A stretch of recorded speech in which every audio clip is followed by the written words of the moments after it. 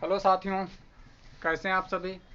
मैं परमेन कुमार आपके अपने channel new brilliant coaching NBC में हार्दिक स्वागत करता हूं। तो कैसे हैं आप लोग। आशा करते हैं आप लोग घरों पे होंगे और सुरक्षित होंगे, लेकिन आप लोग पढ़ाई को कंटिन्यू चालू रखें, जिससे आने वाले समय में आप लोगों के लिए ज़्यादा दिक्कतों का सामना न करना पड़े।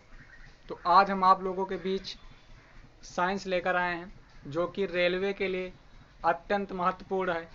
और साइंस में आज हम शुरू करते हैं लाइट। साइंस में आज हम फिजिक्स का जो हमारा टॉपिक है, उसमें हम शुरुआत कहाँ से करते हैं, लाइट से। तो आज हम लाइट के बारे में पढ़ते हैं। लाइट को हम क्या कहते हैं, प्रकाश। क्या कहते हैं, प्रकाश। देखिए, सबसे पहले क्वेश्चन आता है, सबसे पहले हम लोग थ्योरी में बात करते हैं। तो क्वेश्चन आता है कि प्रकाश का कणिका सिद्धांत किसने दिया। कंपटीशन लेवल में सीधे सीधे क्वेश्चन ग्रुप डी में आपकी 2018 में कई सेटों में क्वेश्चन आया था कि प्रकाश का कणिका सिद्धांत किसने दिया। तो देखिए, सबसे पहले होता क्या है कि हमारे एक वैज्ञानिक हैं न्यूटन। सबसे पहले न्यूटन, और न्यूटन की लोकप्रियता थोड़ी ज़्यादा थी उस समय। तो न्यूटन ने कहा कि प्रकाश जो है वो छोटे छोटे कणों से मिलकर बना है, छोटे छोटे कणों से मिलकर बना है। तो इन्होंने जो अपना सिद्धांत दिया, इन्होंने कहा प्रकाश कई छोटे छोटे कण हैं, प्रकाश कई छोटे छोटे कण हैं, इनसे मिलकर बना है। तो इनके द्वारा जो सिद्धांत दिया गया, इसी को हम कहते हैं प्रकाश का कणिका सिद्धांत। इसे हम क्या कहते हैं, प्रकाश का कणिका सिद्धांत। तो क्वेश्चन आता है कि प्रकाश का कणिका सिद्धांत किसने दिया। तो हमारा आंसर क्या होगा, न्यूटन। और इसी को हम इंग्लिश में कह सकते हैं कॉर्पसल थ्योरी ऑफ लाइट। तो अगर क्वेश्चन आए कि प्रकाश का कणिका सिद्धांत किसने दिया, तो न्यूटन ने दिया। न्यूटन के अनुसार जो हमारा प्रकाश है वो कई छोटे छोटे कणों से मिलकर बना है, इसलिए इनके द्वारा दिए गए सिद्धांत को प्रकाश का कणिका सिद्धांत कहते हैं। हमने अभी आप लोगों को बताया कि उस समय प्रकाश की जब बात हुई थी, जब प्रकाश के बारे में इन्होंने बताया था, तब न्यूटन की लोकप्रियता बहुत ज़्यादा थी, इसलिए इनके खिलाफ कोई भी वैज्ञानिक ज़्यादातर जाता नहीं था, और ना ही किसी अन्य वैज्ञानिक की अवधारणा उतनी ज़्यादा मान्य होती थी। लेकिन इसके बाद होता क्या है, तो इतना आप लोग ध्यान रखिए कि प्रकाश का कणिका सिद्धांत, कॉर्पसल्स थ्योरी ऑफ लाइट, किसके द्वारा दी गई, न्यूटन के द्वारा दी गई।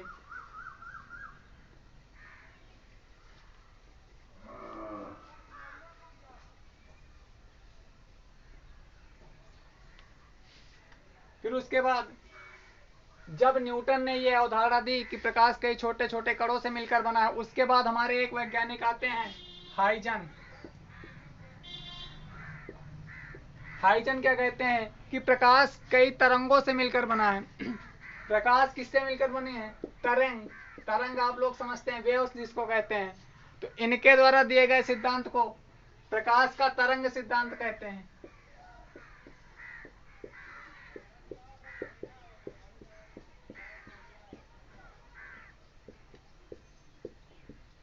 तो क्वेश्चन आता है कि प्रकाश का तरंग सिद्धांत की अवधारणा किसने दी।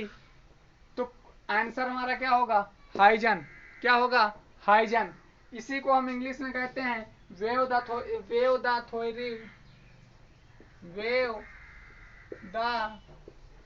Theory of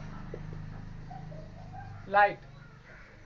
wave the theory of light जो अवधारणा थी, जो सिद्धांत था, उसको किसने दिया, हाइजन ने दिया। तो दो चीजें हमने आपको बताया कि प्रकाश का जो कणिका सिद्धांत है उसको न्यूटन ने दिया, और जो प्रकाश का तरंग सिद्धांत है इसको हाइजन ने दिया।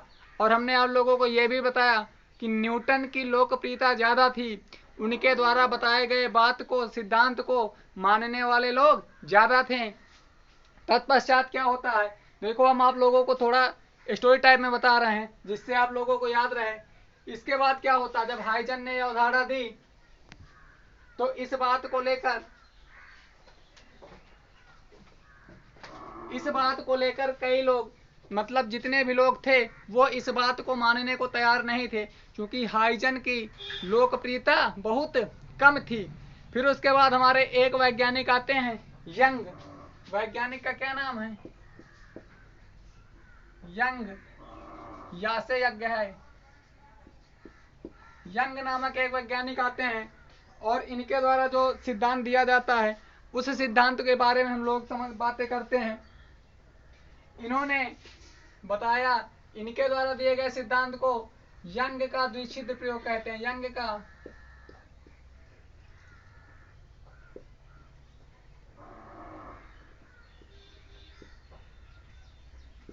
का द्विछिद्र प्रयोग, क्वेश्चन आएगा यंग का द्विछिद्र प्रयोग किसने किया, तो आंसर हमारा होगा यंग। या फिर द्विछिद्र प्रयोग, प्रकाश के बारे में द्विछिद्र प्रयोग किसने किया, किस वैज्ञानिक ने किया, तो आंसर हम लोग क्या बताएंगे, यंग। यंग नामक वैज्ञानिक ऐसा सिद्धांत देता है कि प्रकाश जो है, प्रकाश के बारे में इन्होंने द्विछिद्र प्रयोग किया। इसी को अवधारणा, इनकी अवधारणा देने के पश्चात समाज में या फिर काफी असमंजस हो जाता है, काफी असमंजस की ये कह सकते हैं कि असमंजस वाली देखने की बातें आ जाती हैं, क्योंकि न्यूटन के समर्थक लोग काफी एक तरीके से कह सकते हो कि इनके विचारों को मानने को तैयार ही नहीं थे। और इनके द्वारा जो यंग थे, यंग के द्विछिद्र प्रयोग से भी हमें यह पता चलता था, यंग के द्वारा इस दिए गए द्विछिद्र प्रयोग में यंग का जो द्विछिद्र प्रयोग था, इससे यह साबित होता था, इससे भी यह साबित होता था कि प्रकाश किससे मिलकर बना है, तरंग से। तो आप लोग समझ सकते हैं कि हाइजन और यंग ने तरंग बताया कि प्रकाश तरंग से मिलकर बनी है, लेकिन हमारे न्यूटन जो हैं, न्यूटन बताते हैं कि प्रकाश कणों से मिलकर बना है। देखिए, जब यंग ने ऐसा सिद्धांत दिया, ऐसी अवधारणा दी, तो दुनिया में काफी विवाद हो गया। और उस विवाद को रोकने के लिए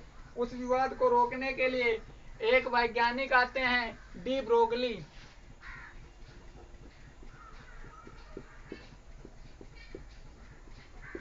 देखिए कौन आते हैं, डी ब्रोगली। हमने अभी आप लोगों को बताया कि प्रकाश का कणिका सिद्धांत न्यूटन ने दिया, प्रकाश का तरंग सिद्धांत हाइजन ने दिया, द्विछिद्र प्रयोग, प्रकाश का द्विछिद्र प्रयोग यंग ने किया। यंग के प्रयोग के अनुसार भी प्रकाश तरंग से ही मिलकर बना है।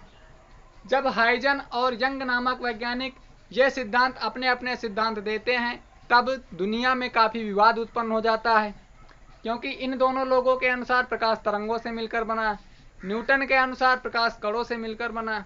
न्यूटन की लोकप्रियता ज्यादा थी, तो उस विवाद को रोकने के लिए एक वैज्ञानिक आते हैं, डी ब्रोगली। इनके द्वारा कण का दोहरी प्राकृतिक सिद्धांत दिया गया। कण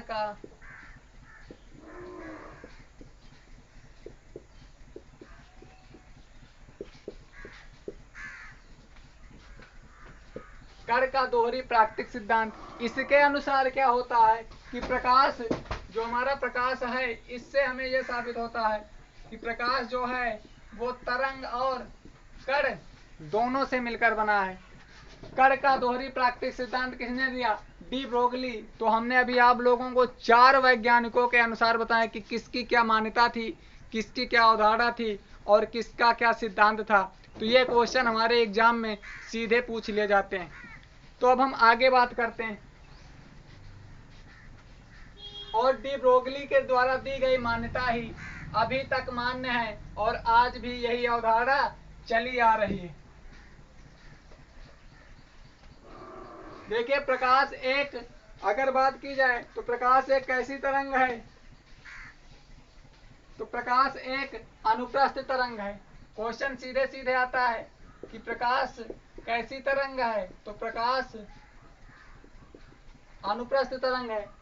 चूंकि प्रकाश सीधे चलता है, इसलिए हम इसको कैसी तरंग कहते हैं, अनुप्रस्थ तरंग।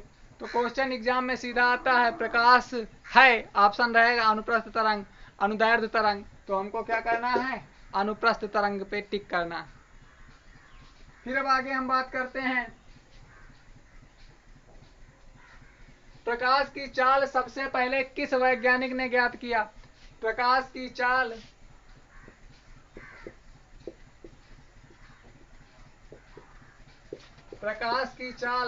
सबसे पहले किस वैज्ञानिक ने ज्ञात किया?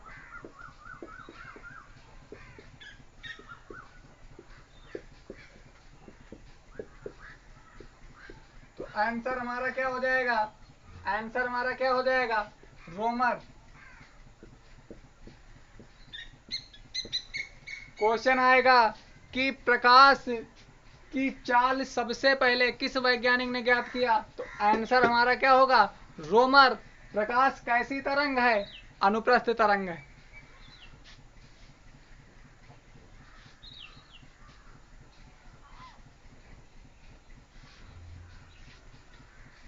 फिर देखिए, प्रकाश को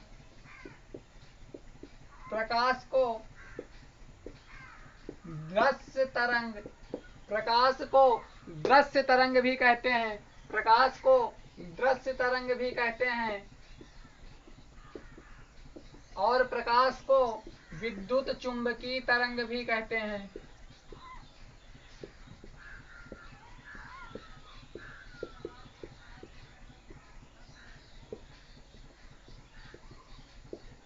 देखिए, आप लोगों के लिए जो छोटे छोटे फैक्ट अभी बताए जा रहे हैं, रेलवे में यह क्वेश्चन सीधे पूछ लिए जाते हैं, तो इनको आप लोग बहुत ही ध्यानपूर्वक पढ़िएगा और समझिएगा तथा याद रखिएगा। सीधे सीधे क्वेश्चन यहाँ से आते हैं।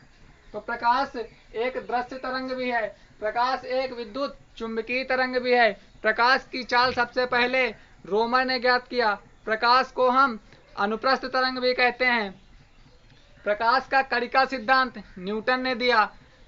प्रकाश का तरंग सिद्धांत हाइजन ने दिया। यंग ने क्या कहा? द्विछिद्र प्रयोग किया था। और जो उसके बाद डी ब्रोगली आते हैं, वो क्या करते हैं? डी ब्रोगली आते हैं, वो कण का दोहरी प्राकृतिक सिद्धांत देते हैं।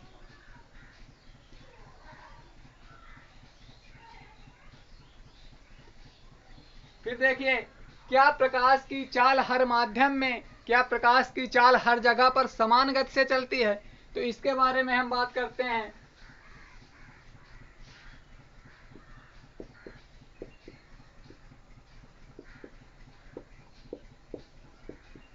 प्रकाश की चाल हर माध्यम में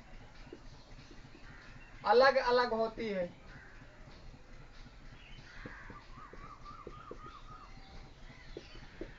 प्रकाश की चाल हर माध्यम में अलग अलग होती है। प्रकाश की चाल हर माध्यम में अलग अलग होती है। प्रकाश की चाल देखिए, अब हम हर माध्यम का मतलब निर्वात का मतलब आप लोग समझ सकते हैं, जहां पर वायु ना हो। तो जहां पर वायु नहीं, क्या वहां पर प्रकाश उतनी ही गति से पहुंचेगा? जहां पर वायु है वहां पर भी उसी स्पीड से जाएगा। पानी में किस गति से प्रकाश चलता है? हवा में किस गति से प्रकाश चलता है? शीशे में किस गति से प्रकाश चलता है? हीरे में किस गति से प्रकाश चलता है? इसके बारे में एक एक करके हम लोग देख रहे हैं। तो इतना याद रखिएगा, प्रकाश की चाल हर माध्यम में अलग अलग होती है। तो सबसे पहले हम लोग पानी में और सबसे पहले हम लोग हवा और निर्वात में देख रहे हैं। सबसे पहले हम लोग हवा और निर्वात में देख रहे हैं। देखिए, हवा और निर्वात दोनों में प्रकाश की चाल 3 × 10⁸ मीटर प्रति सेकंड है। प्रकाश की चाल हवा और निर्वात दोनों में 3 × 10⁸ मीटर प्रति सेकंड है। फिर हम बात कर रहे हैं पानी की। पानी में प्रकाश किस गति से चलता है? तो पानी में हमारा प्रकाश 2.25 × 10⁸ मीटर प्रति सेकंड गति से चलता है। हवा और निर्वात, देखें, निर्वात का मतलब जहां पर हवा उपस्थित ना हो, जहां पर हवा बिल्कुल भी ना हो। क्योंकि अब आप लोग के दिमाग में आता होगा कि जहां पर कुछ नहीं रहता, हवा नहीं रहती, वहां पर प्रकाश कैसे जाएगा। तो सूर्य हमारा कहां पर है, और ऊपर हम आप लोगों को पता होगा कि वायु नहीं पाई जाती, फिर भी प्रकाश हमारे धरती तक पहुंचता है। अब हम बात कर रहे हैं शीशे में। शीशे में हमारे प्रकाश किस गति से चलता है? तो शीशे में जो प्रकाश की चाल है वो 2 गुणे 10 की पावर 8 मीटर प्रति सेकेंड है। और फिर हीरे में हम लोग बात कर रहे हैं, हीरे में प्रकाश की चाल किस गति से चलती है? तो हीरे में प्रकाश की चाल 1.23 गुणे 10 की पावर 8 मीटर प्रति सेकेंड। आज की क्लास आप लोगों के लिए बहुत अत्यंत महत्वपूर्ण है, तो इनको आप लोग ये सारे फैक्ट एक बार कायदे से समझिएगा, और इसमें सारी चीजें भी याद करने वाली ही हैं। तो इतनी चीजें समझ में आ गई। अब हम आगे बात करते हैं।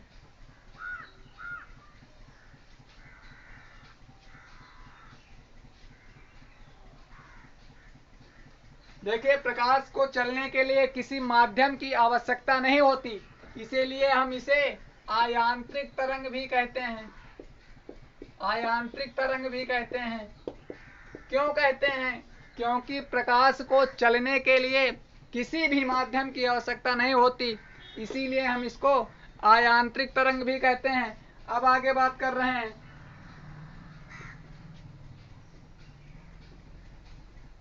मैक्सवेल एक वैज्ञानिक थे। कौन? मैक्सवेल। मैक्सवेल ने बताया, सबसे पहले मैक्सवेल ने बताया कि प्रकाश विद्युत चुंबकीय तरंग है। क्वेश्चन आएगा कि विद्युत चुंबकीय तरंग, प्रकाश को विद्युत चुंबकीय तरंग किसने कहा? तो मैक्सवेल।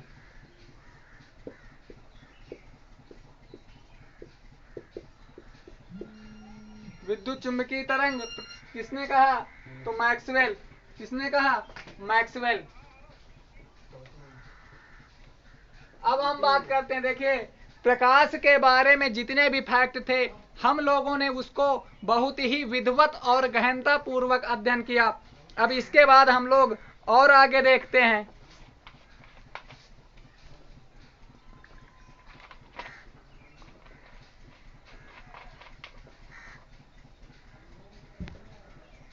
अब हम बात करते हैं प्रकाश का परावर्तन।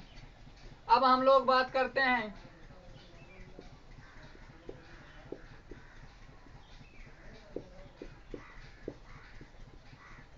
प्रकाश का परावर्तन। इसको हम इंग्लिश में कहते हैं reflection of light. Reflection of light. देखिए, प्रकाश का परावर्तन क्या होता है? प्रकाश का जो प्रकाश होती है वो जब टकराकर वापस आ जाती है तो उसी को ही हम प्रकाश का परावर्तन कहते हैं। थोड़ा ऊपर मिटा दिया जाए, इसको मिटा दिया जाए।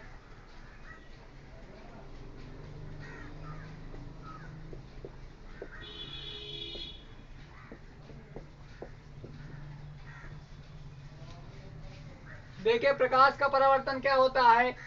टकराकर वापस आना। प्रकाश जब किसी माध्यम से टकराकर वापस आ जाती है तो उसी को ही हम परावर्तन कहते हैं। ध्यान पूर्वक आप लोग समझिएगा। इतना मेरा वादा है कि अगर आप लोग ध्यान पूर्वक इस वीडियो को देखेंगे तो आप लोगों के प्रकाश से एक भी क्वेश्चन छूटेगा नहीं, बाहर नहीं जाएगा। तो ध्यान से देखिएगा। देखिए, जैसे मान लीजिए हमारा कोई समतल दर्पण है, ये मान लीजिए कोई हमारा दर्पण है, और यहां से ये मान लीजिए ये क्या है? एक टार्च है। ये एक टार्च है, और यहां से प्रकाश ये डाला गया, यहां से प्रकाश डाला गया, और यहां जब प्रकाश डाला गया तो इसमें जाकर टकराई, और टकराने के बाद ये प्रकाश वापस चली आई। यहां से प्रकाश डाला गया, यहां से जब प्रकाश डाला गया, अब प्रकाश जाने के बाद यहां पर टकराई, और टकराने के बाद ये जो वापस मुड़ गई, जो वापस मुड़ा प्रकाश, इसी को हम क्या कहते हैं? प्रकाश का परावर्तन कहते हैं। बात समझ में आई कि प्रकाश का परावर्तन होता क्या है? देखिए, अब उसके बाद यहां से जो प्रकाश डाल रहे हैं हम लोग, ये इधर को गति कर रहा है, इसलिए हमने तीर इधर को बनाई। तो इसको हम क्या कहते हैं? इसको हम लोग आपतित किरण कहते हैं। क्या कहते हैं? आपतित किरण कहते हैं। और ये जो किरण यहां से टकराकर वापस जा रही है, इसको हम लोग क्या कहते हैं? इसको परावर्तित किरण कहते हैं।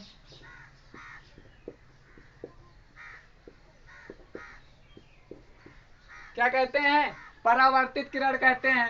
अब देखिए, यहां पर एक एंगल बन रहा है, यहां पर एक एंगल बन रहा है, और यहां पर एक एंगल बन रहा है। अब इन जो कोण, ये जो कोण बन रहे हैं, इन कोणों को हम क्या कहते हैं? तो देखिए, ये अब यहां पर ऐसे अगर हम बना रहे हैं, ये एक अभिलंब डाल दिया गया, तो अब देख लीजिए, यहाँ एक एंगल बन गया, एक यहाँ बन गया। अब ये रेखा जो है, ये दर्पण के साथ बना रही, और ये रेखा अभिलंब के साथ कोण बना रही।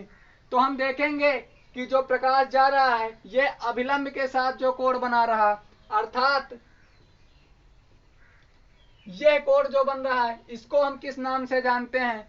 क्योंकि यह प्रकाश जो आपतित किरण जा रही है, यह अभिलंब, इसको हम क्या कहते हैं? अभिलंब। क्या कहते हैं? अभिलंब। तो ये आपतित किरण अभिलंब के साथ भी एक कोण बना रही है, तो इसको हम क्या कहते हैं? इसको हम कहते हैं आपतन कोण। क्या कहते हैं? आपतन कोण। क्या कहते हैं? आपतन कोण। और ये जो प्रकाश वापस टकरा कर जा रही है, ये जो अभिलंब के साथ बना रही है, इसको हम क्या कहते हैं? परावर्तन कोण। क्या कहते हैं? परावर्तन कोण। परावर्तन कोण। इसको हम आर से इंडिकेशन देते हैं और इसको आई से देते हैं। इतनी बात आप लोगों के समझ में आ गई होगी। देखिए, जो प्रकाश का परावर्तन का नियम है, प्रकाश का परावर्तन नियम के अनुसार जितना कोण टकराकर वापस जाने वाली, जितना कोण, जैसे ये हमारा प्रकाश जा रहे हैं, ये जो प्रकाश जा रहा है, ये अभिलंब के साथ जितना कोण बनाएगा, जब प्रकाश टकराकर वापस चली जाएगी तो उतना ही कोण बनेगा, अर्थात I बराबर R। अर्थात I बराबर R। जो आपतित किरण अभिलंब के साथ जितने अंश का कोण बनाएगी, परावर्तित किरण भी अभिलंब के साथ ही उतने अंश का कोण बनाएगी। इसको हम इस प्रकार समझ सकते हैं, कह सकते हैं कि परावर्तन के नियम के अनुसार जितना कोण टकराने वाली प्रकाश अभिलंब के साथ बनाएगी, उतना ही कोण टकराकर वापस जाने वाली किरण भी अभिलंब के साथ बनाएगी। तो इससे हमको, इस थ्योरी से, इस परिभाषा से हमको एक फार्मूला निकल कर आता है, जिसके अनुसार हम I बराबर R कह सकते हैं। अब इस पे हम लोग 2-4 न्यूमेरिकल भी करेंगे।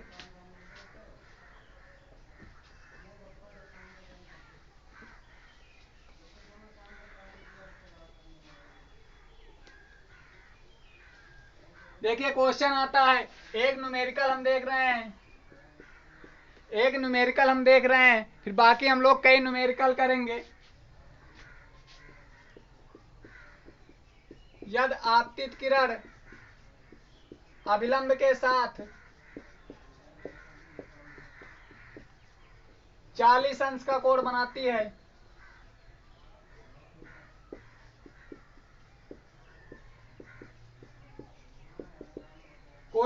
है, तो परावर्तन कोण ज्ञात करो।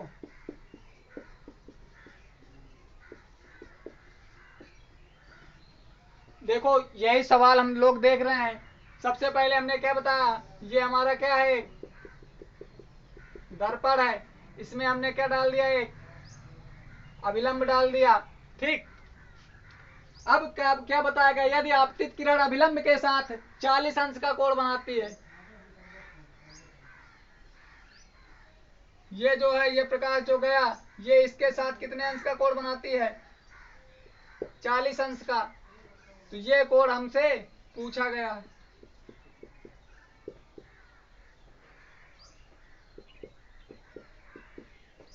ये I है और ये R। तो हमने अभी बताया कि आपतित किरण अभिलंब के साथ जितने अंश का कोण बनाएगी, परावर्तित किरण भी अभिलंब के साथ उतने ही अंश का कोण बनाएगी, अर्थात I बराबर R।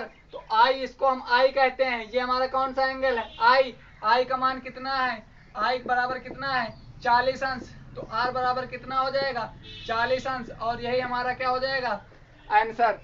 तो कैसी लगी आज की क्लास आप लोग कमेंट के माध्यम से जरूर बताएं एवं वीडियो को लाइक तथा शेयर करें, चैनल को सब्सक्राइब करें। आप लोगों को हमारे चैनल द्वारा विभिन्न परीक्षाओं के समस्त कक्षाएं विधिवत रूप से दी जा रही हैं और आप लोगों को आज से रेलवे के लिए साइंस भी चालू कर दी गई है। तो आप लोगों का सहयोग हमारे लिए अत्यंत महत्वपूर्ण है। हम लोग आपके उम्मीदों में हमेशा खरे उतरेंगे। जय हिंद।